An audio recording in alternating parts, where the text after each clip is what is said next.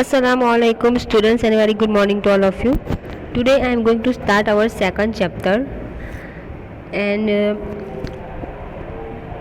the name of the chapter is First World War and Russian Revolution, यानी कि first world war कैसे हुई थी और उसका रिजल्ट क्या आया था, उसके बाद उसके क्या असर हुई थी दुनिया के ऊपर और रशियन रिवॉल्यूशन क्या है वो हम इस चैप्टर में देखेंगे. The yearning of the Western European countries for expansion of the empire and acquire new territories means colonies resulted in these countries going to Asia and Africa. कि हमने पहले चैप्टर में देखा था कि यूरोपियन कंट्रीज़ जो है उन्हें अपना जो राज है, पावर है, वो एक्सपांड करना था, बढ़ाना था और इसीलिए वो क्या करने लगे, एशिया और अफ्रीका की जो अलग अलग जगहें हैं, कॉलोनीज़ है, टेरिटरीज़ है, उन्हें अपने कब्जे में लेने लगे. Thus they established their colonies and expanded their rule. और ऐसे उन्होंने अपनी कॉलोनीज़, अपना रूल एक्सपांड किया, बढ़ाया और अलग अलग जगहों के कब्जा करना स्टार्ट कर दिया. Consequently, there arose a competition between Europe nations to establish colonies. और इसी की वजह से स्टूडेंट्स इसका रिजल्ट क्या आया कि यूरोप के जो अलग अलग देश थे उनके अंडर कंपटीशन यानी हरीफाई होने लगी कि हर एक देश ऐसा चाहता था कि उसका पावर बढ़ जाए, तो इन अंडर देशों के बीच में कंपटीशन होने लगा. This greed for colonization among the Western Europe nations caused the economic, social and cultural ruin of the Asian African countries. और रिजल्ट क्या आया, इन लोगों की जो लालच बढ़ने लगी, कॉलोनाइजेशन की जो लालच बढ़ती थी यूरोपियन नेशंस की, उसकी वजह से एशिया और अफ्रीका के जो देश थे वो इकोनॉमिकली, सोशली और कल्चरली बिल्कुल ख़त्म हो गए, र्यून हो गए, डिस्ट्रॉय हो गए. The result of this on world politics was such that the first world war, Bolshevik revolution etcetera took place. और इसका रिजल्ट क्या आया कि first world war, Bolshevik revolution, ऐसी अलग अलग घटनाएं दुनिया के अंदर हुई. तो अब हम देखेंगे उसके बारे में. So dear students, let's study about this detail. First students है western European and colonization in Asia Africa, यानी वेस्टर्न यूरोप के जो देश है उन लोगों ने एशिया और अफ्रीका के किन किन जगहों पे कब्जा किया. The western European countries wanted to expand their empire in Asia and Africa. Their greed for colonisation did not spare even their neighbouring countries. कि यूरोपियन देशों के अंदर जो लालच कॉलोनाइजेशन की बढ़ गई थी उसकी वजह से उन्होंने एशिया और अफ्रीका के अंदर अपने अलग अलग कॉलोनीज कब्जे करना स्टार्ट किया और उनकी जो कॉलोनाइजेशन की जो लालच थी उस लालच ने उनके पड़ोसी देशों को भी नहीं छोड़ा, यानी कि उन लोगों ने अपने पड़ोसी देशों को भी पड़ोसी देशों के ऊपर भी कब्जा कर लिया. Spain had taken control over Netherland. For example यहाँ पे एग्जांपल दिया है कि स्पेन ने नेदरलैंड के ऊपर कब्जा किया. Belgium and Luxembourg. Later on, some of their provinces were captured by France. When the Portuguese king died without an heir, heir मतलब कि वारिसदार, Portugal came under the rule of the Spanish king because of his blood relation. अलग अलग बहाने से वो लोग देशों में कब्जा कर रहे थे. जैसे कि जो पोर्टुगीज़ जो राजा था वो जब मर गया बिना वारिस के, मतलब उसका कोई वारिस नहीं था, कोई बेटा नहीं था कि उसके मरने के बाद राजा बने, तो वो बिना वारिस मर गया. तो स्पेनिश का जो राजा था वो पोर्टुगल के ऊपर कब्जा करने के लिए, उसके ऊपर रूल करने के लिए आया और वो पोर्टुगल का राजा बना. किस बहाने से कि मेरा इस राजा के साथ ब्लड का, खून का रिश्ता है, मतलब उसका कोई वारसदार नहीं है, उसके रिश्ते में, उसके खून के रिश्ते में मैं हूँ, तो अब उसकी जगह मैं राज करूँगा, ऐसे.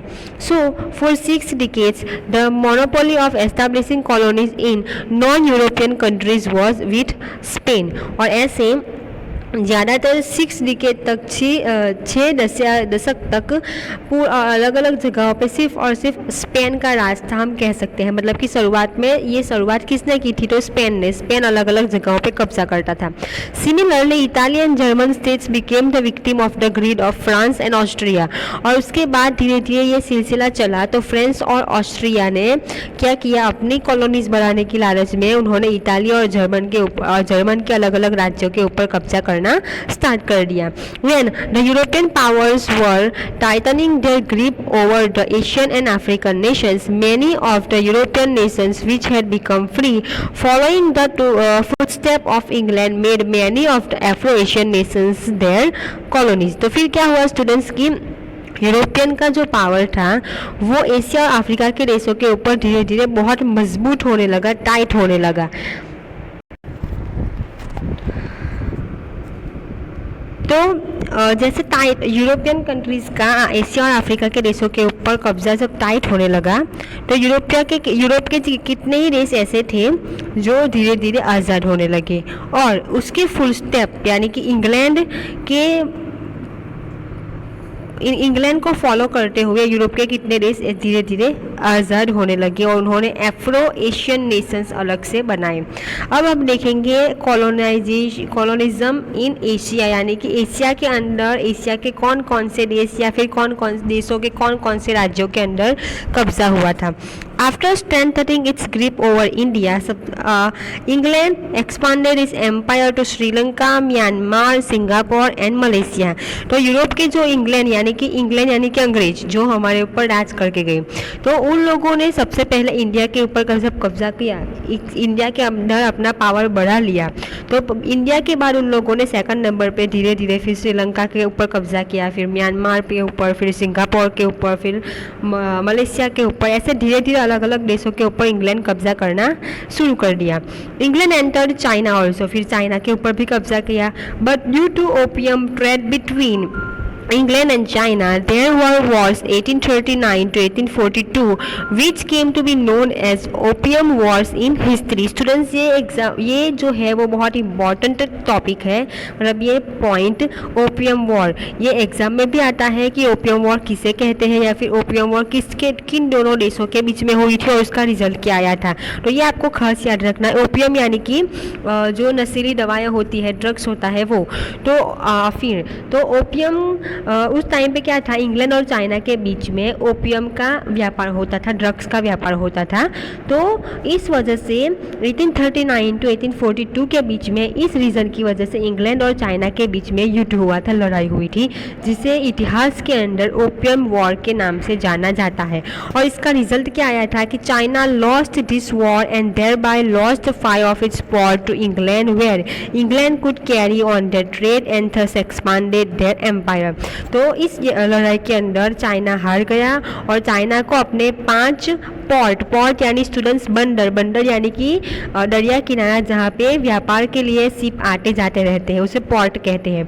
तो चाइना के 5 बंदर उसे इंग्लैंड को देने पड़े और इसी वजह से इंग्लैंड का व्यापार और इंग्लैंड का जो एम्पायर था वो धीरे धीरे बढ़ने लगा। Taking advantage of China's weakness, Japan, Russia, Germany, France, Belgium and America also acquired trade and political right. अब स्टूडेंट्स क्या हुआ कि चाइना बहुत कमज़ोर हो गया क्योंकि वो हार गया और उसके 5 पोर्ट इंग्लैंड के पास चला गए, तो चाइना बहुत वीक हो गया था। तो इस बात का फ़ायदा उठा के Japan, Russia, Germany, France, Belgium और अमेरिका, इन सभी देशों ने धीरे धीरे चाइना के अंदर अपना व्यापार बढ़ाया और अपने पॉलिटिकल राइट्स धीरे धीरे बढ़ाना स्टार्ट कर दिया। तो स्टूडेंट्स ये था हमारा चैप्टर नंबर 2 जो मैंने आज स्टार्ट किया, जिसके अंदर मैंने एक कॉलोनाइजेशन इन एशिया आपको समझाया कि एशिया के कौन कौन से देश को कैसे कब्जे में लिए गए। आई होप कि आपको अच्छी तरह से समझ में आ गया होगा ये टॉपिक। अब हम नेक्स्ट वीडियो में टॉपिक कंटिन्यू करेंगे। Thank you very much.